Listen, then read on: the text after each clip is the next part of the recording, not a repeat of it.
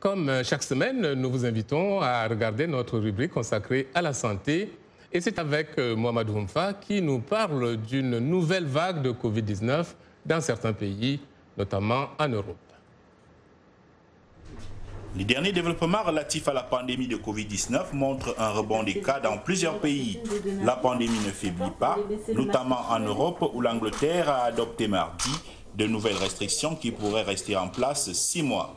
Selon l'OMS, près de 2 millions de nouveaux cas ont été enregistrés la semaine dernière, soit le plus grand nombre de cas signalés en une seule semaine depuis le début de l'épidémie.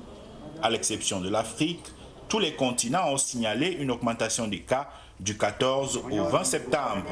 Sur cette période, l'Europe a connu la plus forte augmentation des décès, plus 27% en une semaine.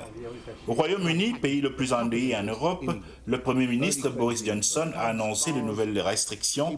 Les pubs et restaurants dans lesquels seul le service à table sera autorisé fermeront dès 22 h et le télétravail sera à nouveau encouragé. En Espagne, un des pays européens les plus touchés, de sévères restrictions sont entrées en vigueur lundi dans une partie de la région de Madrid, redevenue l'épicentre national de l'épidémie. Dans cette région, plus de 850 000 personnes ont interdiction de se rassembler à plus de 6, en public ou en privé, et de quitter leur quartier, sauf pour aller travailler, étudier ou se rendre chez un médecin, répondre à une convocation légale ou s'occuper des personnes dépendantes. Dans ce contexte, la découverte d'un vaccin contre le coronavirus suscite plus que jamais des espoirs. Cependant, la directrice de l'Organisation pan-américaine de la santé avertit qu'il ne faut pas uniquement fonder ses espoirs sur un vaccin. Ce virus continuera de se propager et les gens continueront de tomber malades, même si un vaccin est en cours de déploiement. Nous ne pouvons donc pas mettre tout notre espoir sur les vaccins.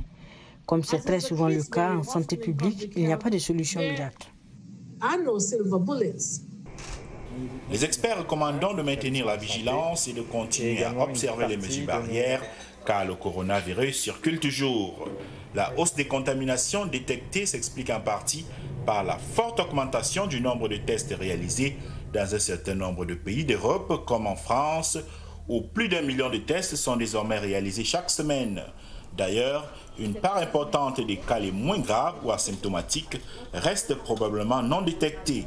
La vigilance doit donc rester de mise, davantage en cette période de déconfinement dans plusieurs pays. À jeudi prochain pour une nouvelle chronique santé.